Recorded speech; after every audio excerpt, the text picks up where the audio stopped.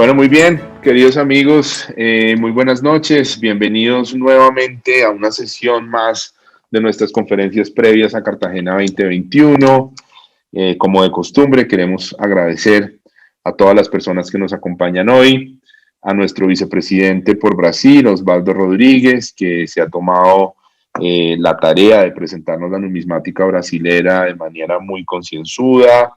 El día de hoy tenemos un tema muy interesante acerca de la medallística del Brasil, a cargo de nuestro amigo y actual presidente de la Sociedad Numismática Brasilera, Gilberto Tenor. Boa noite, queridos amigos. Bem-vindo de volta às conferências anteriores a Cartagena 2021. Hoje falaremos sobre as medalhas brasileiras. Nosso palestrante é Gilberto Tenor, actual presidente da Sociedade de Numismática Brasileira. Obrigado a todos por se juntarem a nós hoje.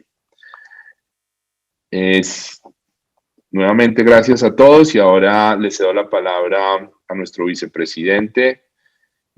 Por favor, Osvaldo, adelante. Buenas noches a todos. Es un placer y un honor estar aquí con ustedes esta noche y en una nueva oportunidad de presentar una parte de la numismática brasileña a nuestros amigos y numismáticos de Latinoamérica. Vamos a compartir conocimientos, pero también compartir un intercambio muy importante para nosotros. Esta serie de previas desde Brasil tiene esta intención de presentar la numismática brasileña a nuestros colegas de otros países. Y creemos que sea muy importante para la integración de nuestro continente. Brasil siempre estuvo muy alejado de todas las maneras, incluso culturalmente, de los países vecinos. Pero ahora tenemos la oportunidad. Y gracias a la organización de Cartagena 2021, tenemos esta condición para hacer la integración. Agradezco a Andrés Cortázar por la oportunidad y todos los miembros de la organización de este importante congreso, esta importante convención que vamos a tener en el fin del año. Bueno, regreso a ustedes, Andrés, para el video institucional. Muchas gracias, querido Osvaldo. Con ustedes nuestro video institucional.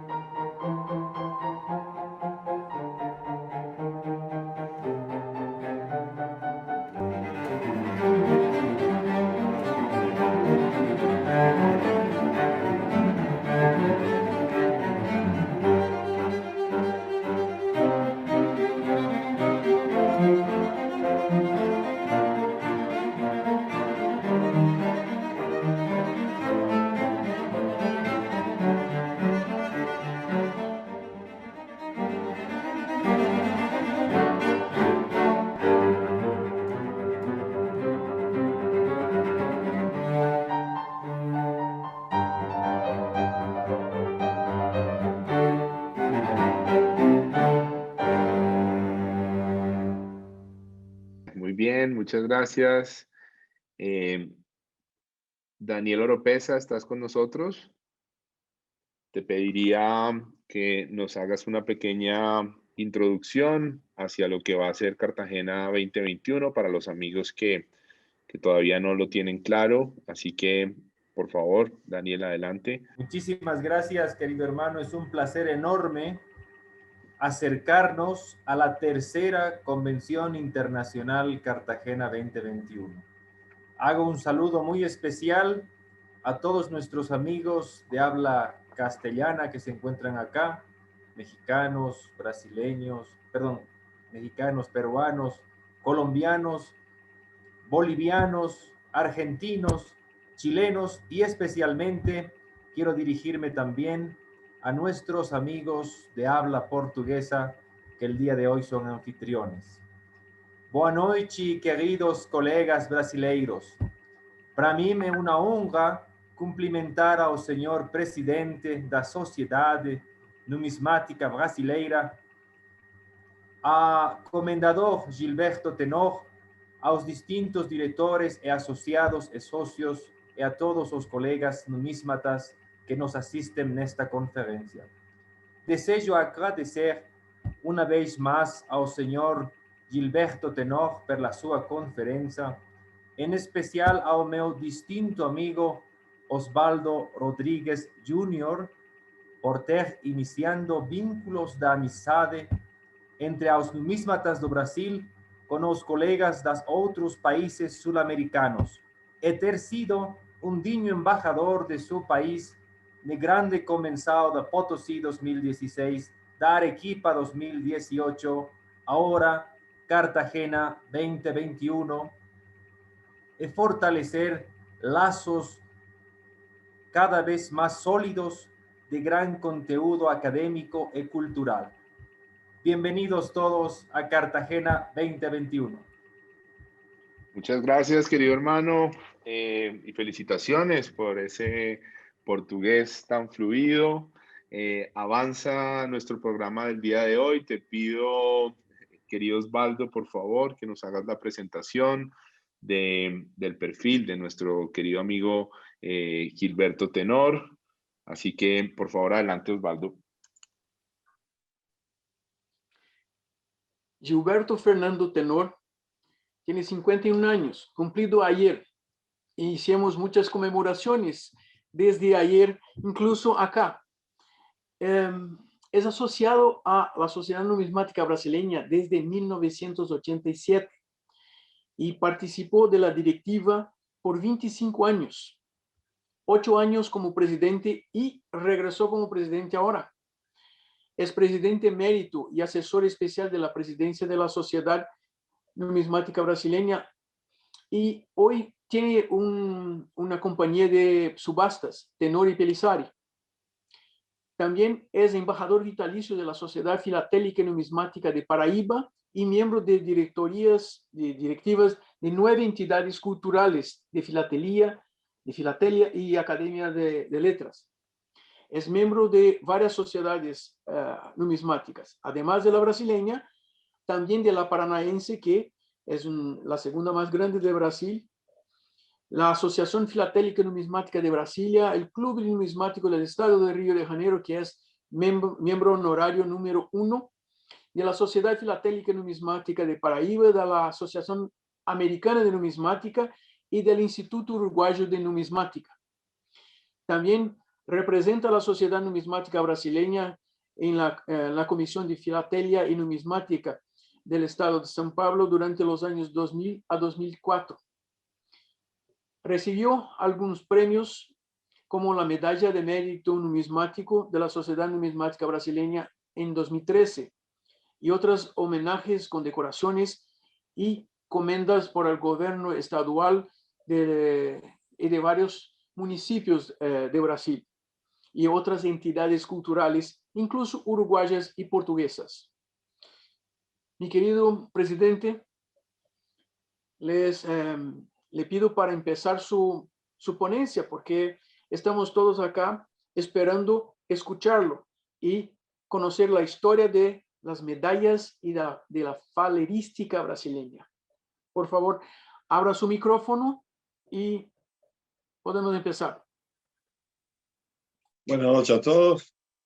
Grande prazer estar acá esta noche para poder apresentar todas las medallas falerísticas de Brasil, las condecoraciones.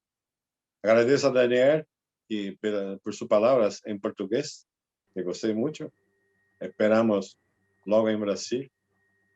E em nome da Sociedade Numismática Brasileira e do corpo diretivo e de todos os associados, agradecemos a Andrés, da diretiva de Cartagena, por fazer uma semana festiva para a numismática brasileira e da América. O que é uma medalha? A medalha existe desde o Império Romano, de onde se provém o seu nome, que são os medalhões.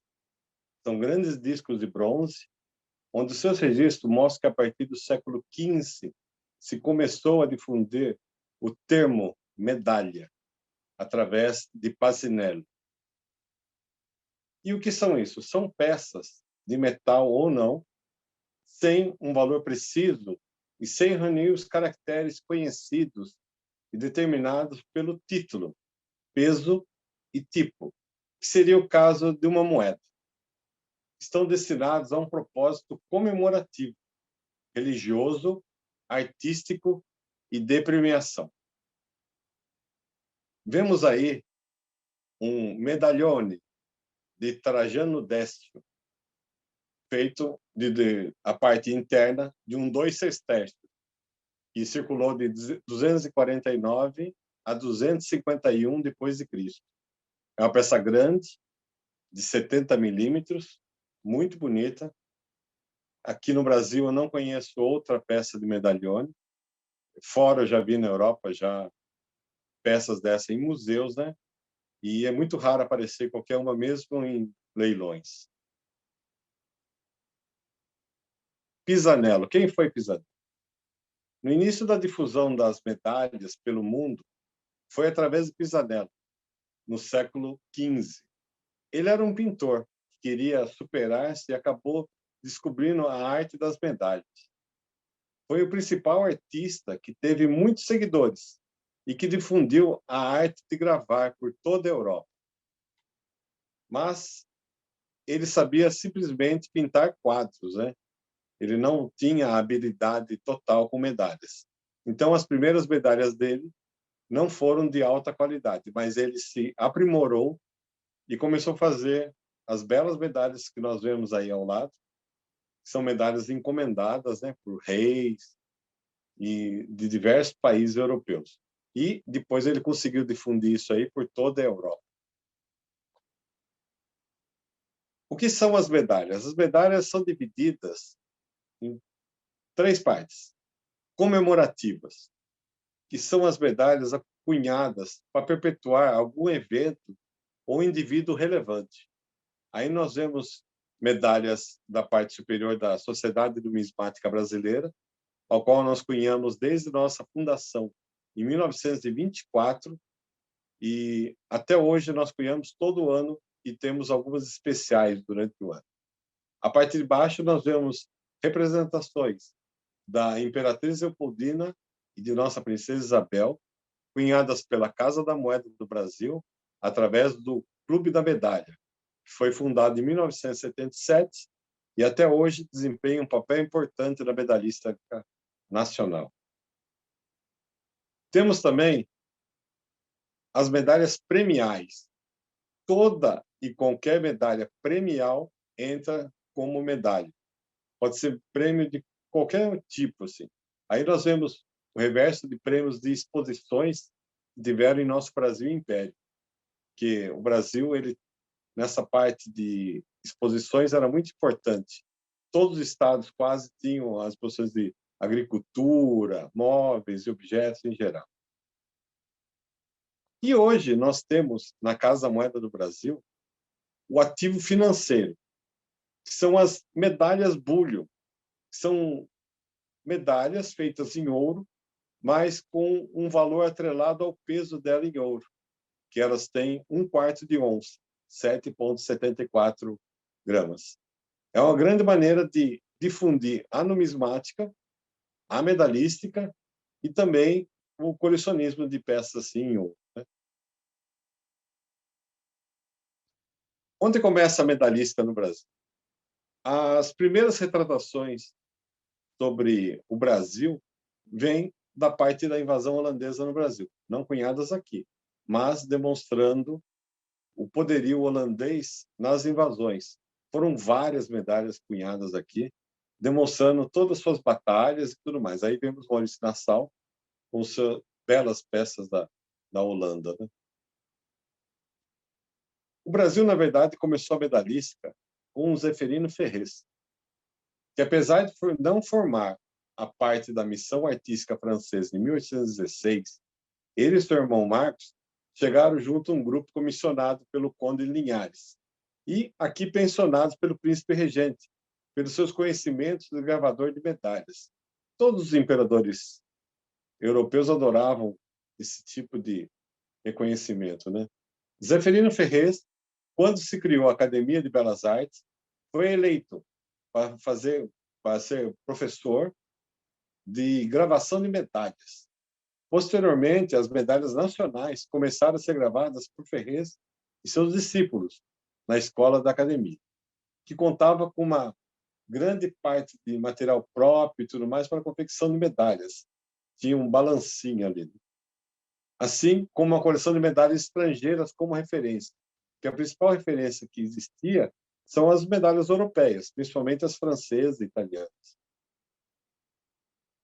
E aí tem a nossa primeira medalha cunhada no Brasil colonial, celebrando a cravação do nosso Dom João VI em 1818. Aí vem esse belo templo, que nunca existiu, só foi uma poesia artística da pessoa Ferrez. E não podemos esquecer que Ferrez fez a mais importante peça do Brasil, né? Foi a moeda de R$6.400, celebra a coroação de Dom Pedro I como nosso imperador em 1822. 64 peças foram cunhadas e hoje se conhece 16 delas. É uma peça muito interessante, que na verdade virou uma moeda medalha, né? Que ela, além de ter o seu valor intrínseco de ouro, intrínseco de valor, e ainda tem a comemoração dela para o imperador. Aqui chegamos à nossa primeira medalha militar brasileira, que é Cayena, tomada aos franceses em 1809. Essa medalha foi cunhada na Inglaterra, foi cunhada em prata, prata dourada e cobre, a primeira parte da cunhagem, e depois em estanho, alpaca, né? Alpaca prateada e alpaca dourada. Aí nós vemos o busto de Dom João VI em alto relevo, muito bonito, uma peça magnífica, muito bela. Temos na parte de medalhística brasileira que sempre registrar aqueles que sempre fizeram o melhor por nós, né? Aí nós temos Augusto Jorge Girardet, que é o pai da medalhística brasileira. Ele cunhou medalhas de 1892, quando chegou no Brasil, a 1955. São inúmeras peças. Hoje tem uma gama muito grande de colecionadores específicos dele. E aí, do lado, a sua obra mestra, o Clero e o Povo Brasileiro, 1905, que é o Clericado. O Papa, inclusive, recebeu uma peça dessa em ouro do próprio Girardet. E o seu discípulo principal, né? Leopoldo Campos. Leopoldo Campos, ele substituiu Girardet depois de 1922, do fatídico problema da moeda do bebê Azil, né? E ele tinha uma especialidade imensa, em madeira também. Então, na parte de baixo, nós podemos ver uma caixa de madeira com a medalha dentro. Ele fez diversas caixas dessa de madeira, inclusive as da série Vicentina, série Ilustres, o Estado Novo, Cruzeiro em 1942. E as medalhas do Fluminense, Telégrafo e outros mais. Era um artista excepcional. Nós vemos na parte de cima a medalha, que a qualidade é superior, né? E tudo isso nós devemos a uma grande pessoa, né? Dom Pedro II, que ele sempre foi o defensor da nossa eterna cultura. Ele era uma pessoa que falava inúmeros idiomas, adorava fotografia, e uma coisa que ele sempre gostava era das medalhas. Medalhas era uma coisa muito interessante de colecionismo deles, que depois ele passou esse gosto para o seu neto, Pedro Augusto, né? Aí nós vemos uma das medalhas dele, que é da coroação de 1841. É uma peça em estanho, muito bonita. Existem vários modelos dela, tem o índio também, de Cocai, e tem a principal, que tem um índio coroando ele na cerimônia. Tanto disso que nós vemos agora uma medalha da visita dele da Casa Moeda para inaugurar essa prensa, que foi de muita importância para o Brasil. Então, todas as visitas imperiais na Casa da Moeda sempre cunharam alguma medalha. Aí podemos ver uma pequena demonstração de quanto ele gostava de cunhar essas medalhas. São medalhas de exposições, de visitas, ele na academia, no Instituto Histórico e tudo mais, várias visitas. Uma parte muito interessante da medalística é a sua literatura. Esse é o nosso primeiro livro sobre medalhas do Brasil, que foi feito pelo Dr. Júlio Smeili, que é o pai de nossa numismática brasileira.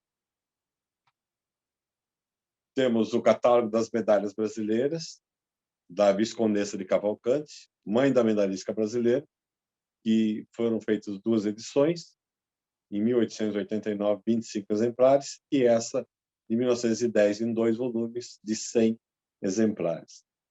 É um livro muito raro, mas todos temos que ter, pelo menos, em nossa biblioteca. O grande Kurt Prober, o nosso numismatógrafo, né? Ele fez esses 2 livros, que é o Catálogo das Medalhas da República, foi feito em 1965 para comemorar os festejos do Rio de Janeiro, e o Catálogo das Medalhas Maçônicas Brasileiras, que, como ele fazia parte da loja, né, ele conseguiu acesso a todas as lojas do Brasil para saber o que foi cunhado em todas elas, desde o início. Álvaro da Veiga Coimbra. Álvaro da Veiga Coimbra foi presidente da Sociedade Numismática Brasileira. Ele era editor de um artigo do Jornais de São Paulo. E ele fez uma série sobre numismática que ele aplicava na universidade. E esse volume, o de número 5, é sobre medalística, que é a parte de noções de numismática. Muito bom. Banco Econômico, através do seu Museu de Numismática, fez 4 volumes na década de 60, muito interessantes, que, na verdade, são volumes inventário do que eles tinham. Então, eles conseguiam descrever medidas, pesos, metais e tudo mais que eles tinham dentro do museu. Isso é uma fonte muito boa de pesquisa. Os atuais, que nós usamos hoje, que é de Cláudio Patrick Abate, que hoje, inclusive, faz cumpleaños, é o Livro das Medalhas do Brasil, os 2 volumes, e que agora ele está terminando mais um, não um terceiro volume, um volume especial com os 2 juntos, e é bem atualizado. Vamos aguardar o retorno do nosso amigo. E as medalhas contam detalhes da história do Brasil, de Alfredo Galas e Fernanda de Sperati Galas. É um livro muito interessante e histórico. Ele não conta somente, não mostra somente a medalha e o que ela é. Ele conta a história atrás das medalhas. E toda medalha é uma verdadeira história cultural. Bom, agora vamos para a segunda parte, que é falerística. É um termo não muito usado no Brasil, porque aqui no Brasil muitos colocam a medalhística, as condecorações ordem junto com a medalhística, mas na Europa já é totalmente separado, existe a academia portuguesa, né, falerística, então é bom já ir o povo se acostumando, né, com esses nomes, né? Que é o estudo das insígnias e ordens de cavalaria, méritos e condecorações.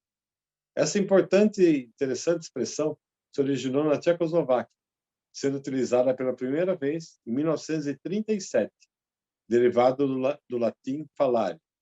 É uma das muitas distinções de honra criadas pelos romanos. Em Portugal, temos a Academia Falerística de Portugal. E esse estudo se divide em ordens militares e ordens civis. E o que seriam? As ordens oficiais são as condecorações e pedidos entregados pelos governos federal, provincial, municipais e estaduais. Aí nós vemos a nossa maior condecoração atual do Brasil, que é a Ordem Nacional do Cruzeiro do Sul, que é entregue para estrangeiros, e a Ordem do Rio Branco. Foi criada em 63, que ela é para civis e militares e principalmente para embaixadores, pelos relevantes serviços prestados ao Brasil.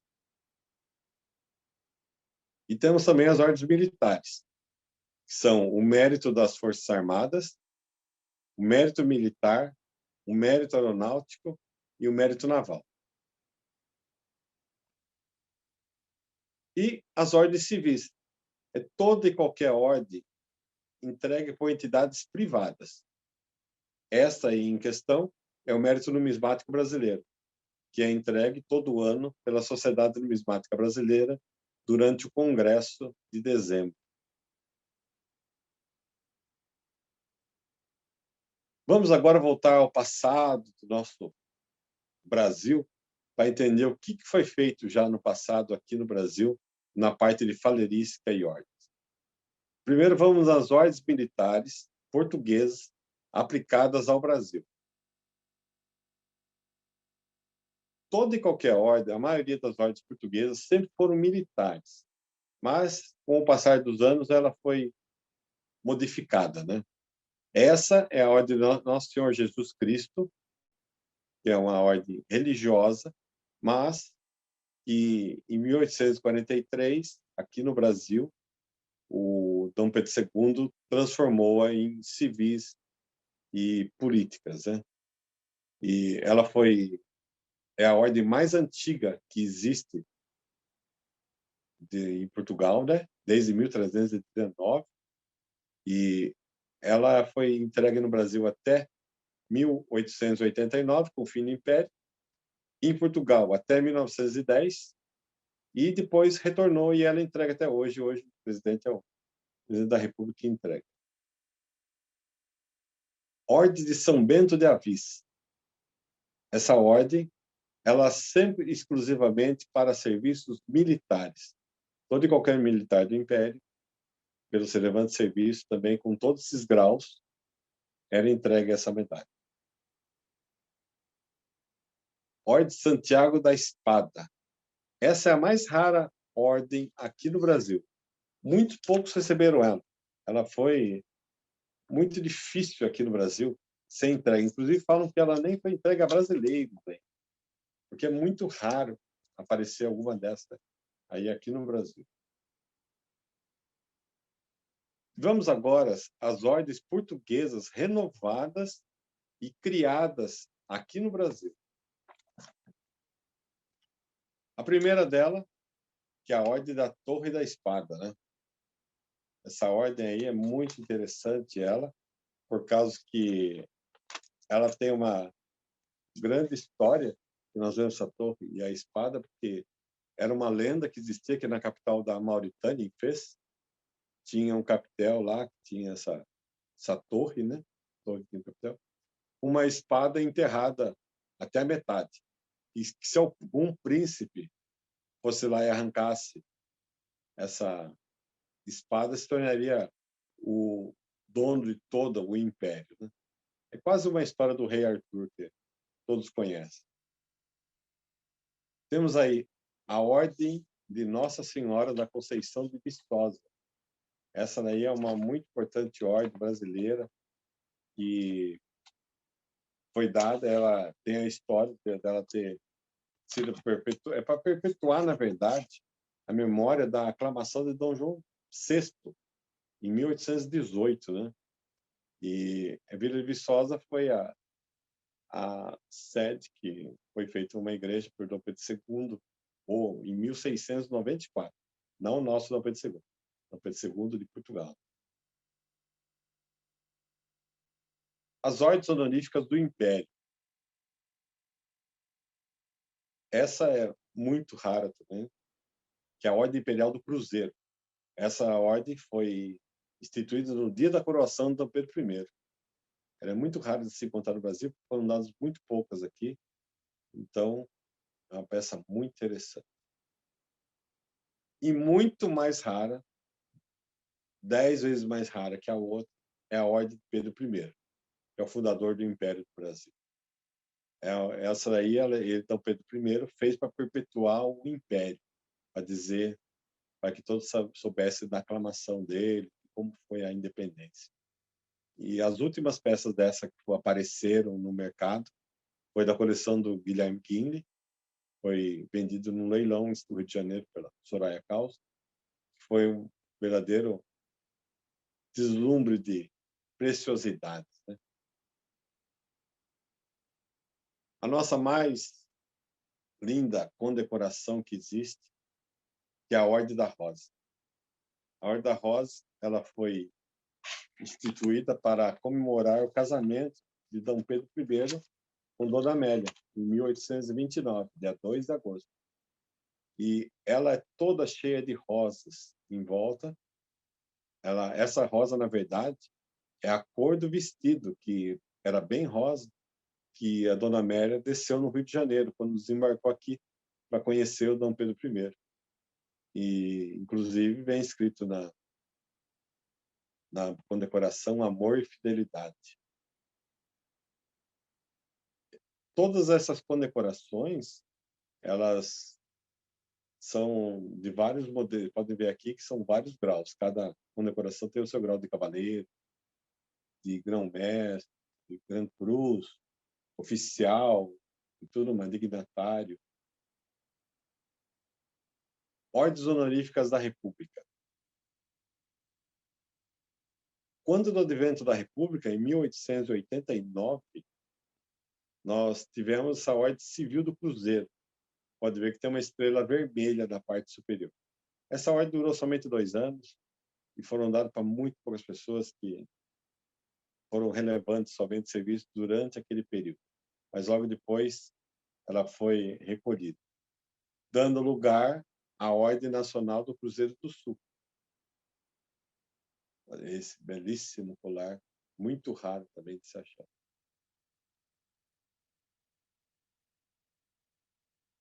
Agora a gente vai ver algumas que a gente viu ali, desenhos das condecorações, né?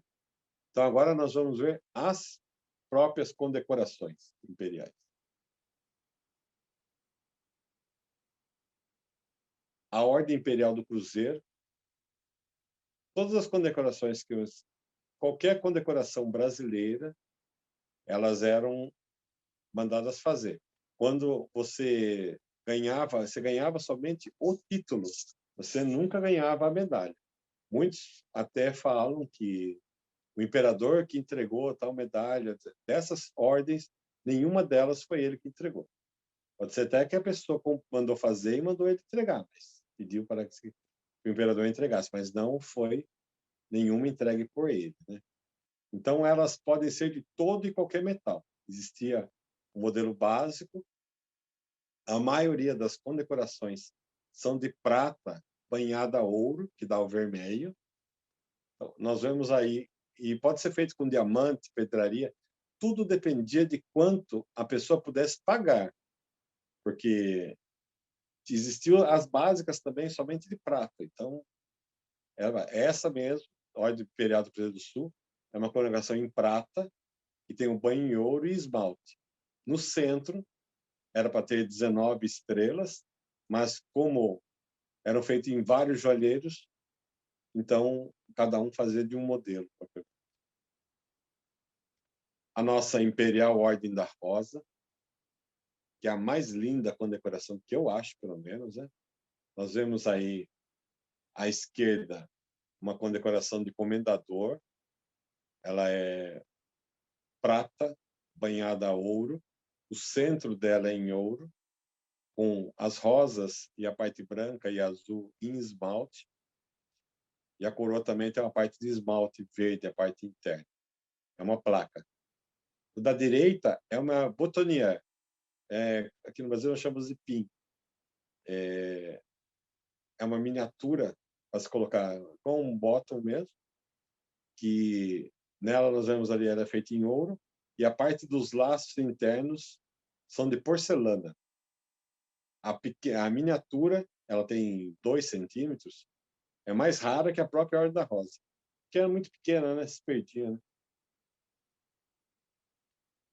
A Ordem de Cristo, essa no grau cavaleiro, essa é toda em prata, com folhamento em ouro. As pedras são pedras brancas de Minas e crisólitos. Tem a parte do coração flamejante em cima, que foi instituído por Dona Maria em 1789, para mostrar a adoração à igreja, né? Essa foi a condecoração mais entregue no Brasil, todo o Brasil, desde Dom João, Dom Pedro I e Dom Pedro II. É a mais entregue. Temos aí a Ordem Nossa Senhora da Conceição da Vila Viçosa, também prata, banhada a ouro, com a coroa em ouro, e a miniatura dela, muito bela também. A Ordem Santiago da Espada, é uma peça em prata, né? Folhada a ouro, com esmalte na parte interna. Aí nós vemos uma condecoração da Ordem São Bento de Avis, que é uma condecoração militar, com o seu boutonnière, o seu pin de lapela, que é muito raro. E depois dessas maravilhas de condecorações, nós vemos aqui uma bela peça, que é um diploma da medalha de combate na campanha do Paraguai, que é a Guerra da Tríplice Aliança, da Brasil, Argentina e Uruguai, contra o governo paraguaio. E foi uma grande e interessante cunhagem de medalhas para toda e qualquer operação que houve na parte lá de baixo. Nós vemos magníficas aí peças do Uruguaiana, da campanha de 1852, as iniciais antes da guerra mesmo, tudo mais que houve durante o período das guerras cisplatinas e mais.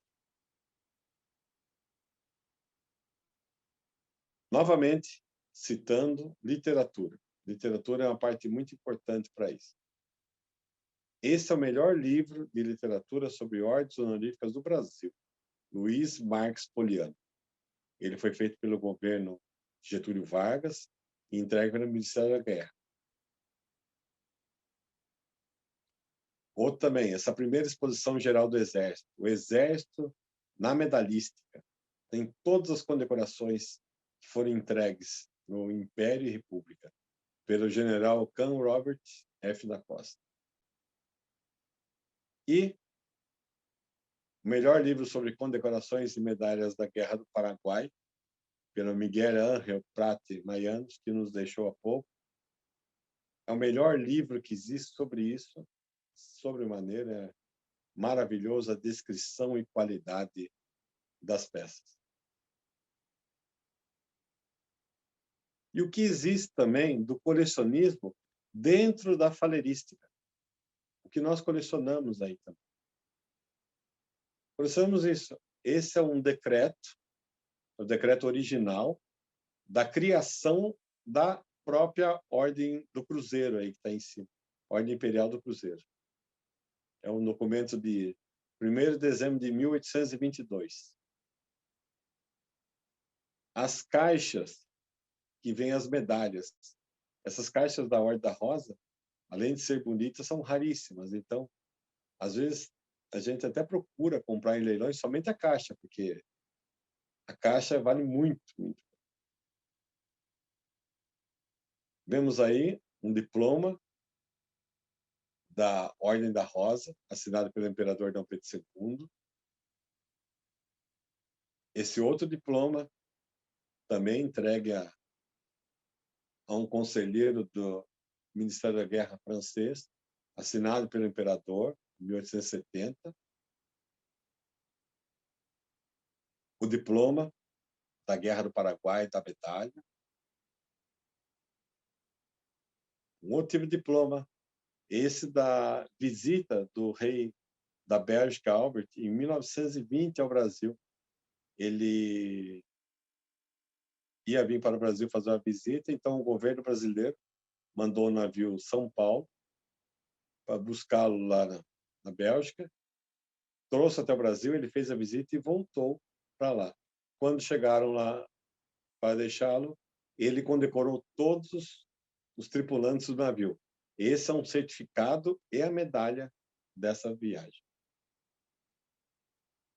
E os certificados que existem hoje também. A Sociedade Numismática fez esse, através da campanha de arrecadação de fundos do Covid, o ano passado. Então, nós temos as medalhas e os certificados. Minhas homenagens especiais a dois amigos que se foram, né?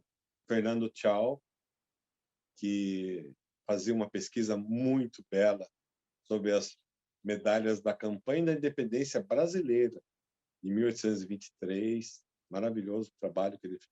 A gente conversou muito no Uruguai. E Dom Miguel Ángel, seus inúmeros trabalhos sobre tudo. Ele era uma pessoa muito importante para a literatura mundial. Em minha homenagem à Casa da Moeda do Brasil, que eu tenho a honra de fazer parte da criação e coordenação do evento Colecionismo Movimento, que uniu a Casa da Moeda do Brasil e a Sociedade Numismática Brasileira desde 2018, resgatando a numismática carioca e podendo expor a todos esse maravilhoso trabalho dessa antiga instituição de mais de 300 anos. E orgulhoso sempre de ser membro da Sociedade Numismática Brasileira, da Sociedade Numismática do Paranaense, da Associação Filatérica Numismática de Brasília, do Clube Numismático do Estado do Rio de Janeiro, da Sociedade Filatérica Numismática de João Pessoa, que eu sou embaixador vitalício, do Instituto Uruguaio de Numismática, do meu amigo Daniel, e do American Numismatic Society. Graças a todos e rumo aos 100 anos de nossa sociedade. Muchísimas gracias, querido Gilberto. Felicitaciones. Excelente este tema y sobre todo, bueno, vimos unas piezas espectaculares. Qué diseños tan lindos, qué tema tan interesante. Por lo menos en lo que a mí concierne, pues una cantidad de información que no conocía. Muchísimas gracias por compartir tus luces con nosotros. Yo agradezco a usted. Gracias. Y bueno, como de costumbre, vamos a abrir un espacio para nuestros amigos que tengan dudas, que quieran preguntarte algo. Así que, por favor, si hay preguntas, les pido que abran sus micrófonos y nos comenten, ya que no los puedo ver a todos. Así que, si hay preguntas, por favor. Primeramente, deseo hacer llegar mi felicitación más sincera al comendador Gilberto Tenoch por esta alocución tan celebrada y por tanta riqueza cultural y patrimonial presente en las medallas y condecoraciones que nos ha señalado. Hago llegar un especial agradecimiento por haber citado a dos distinguidos numismáticos colegas fallecidos, como son Miguel Prat y como fue el gran Fernando Chao, hijo. Quería consultar, querido comendador, si dentro de estas condecoraciones otorgadas por el Imperio del Brasil y también posteriormente por la República Federativa del Brasil, se han consignado las diferentes clases de condecoraciones o grados como Gran Collar, Gran Cruz, Comendador propiamente dicho, de ahí viene este importante título, luego Gran Oficial y Gran Cruz, porque es sumamente interesante poder identificar tanto las veneras de la orden como la que lleva Osvaldo en la solapa, como también las diferencias que pueden haber en laureles, cantos, colores de las cintas y otras cosas. Esa pregunta, que es más que todo de análisis estructural de cada orden, es la que yo presento a consideración suya, juntamente con mi agradecimiento por su presentación. Sim, los grados são muitos de todos, né? Tiene Cavaleiro, Gran Cruz. Então, sempre ele começava na parte oficial. Depois, tiene Cavaleiro, era por grado, igual os títulos de nobreza, até chegar a Gran Cruz. Mas existiam os mais aventurados com o imperador, porque era decidido por ele, né? Quem ia ganhar o grau dignatário pelo serviço relevante ao qual fazia. E a maioria das condecorações, elas eram pagas, né? Elas tinham esse valor, né? Então, muitas eram mais pelo valor financeiro delas mesmo, porque a pessoa tivesse um título mesmo. Sí, buenas noches. Everton, por favor. Gracias. Adelante. Congratulaciones, presidente Tenor, por su ponencia. Grande Everton. Saludo a todos numismáticos iberoamericanos.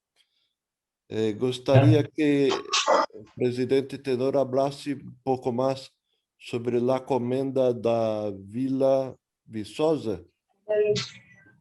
Essa Vila Viçosa, ela foi instituída para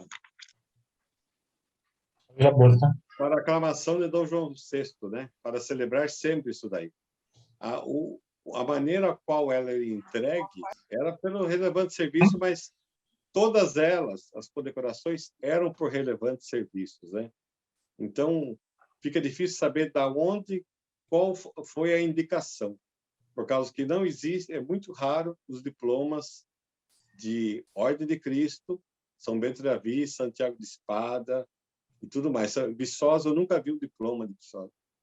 Então, essas condecorações eram registradas, mas no livro de nobiliarquia, somente do Rio de Janeiro, né? Vila de Viçosa seria uma ubicação, um sítio, um local? Lá em Portugal. Uma cidade? Em Portugal, isso. Dom Pedro II, em 1694, esteve lá e construiu uma igreja. De lá, a padroeira, né? A primeira padroeira, né? Conceição. A Senhora Conceição, que até hoje é a padroeira de Portugal.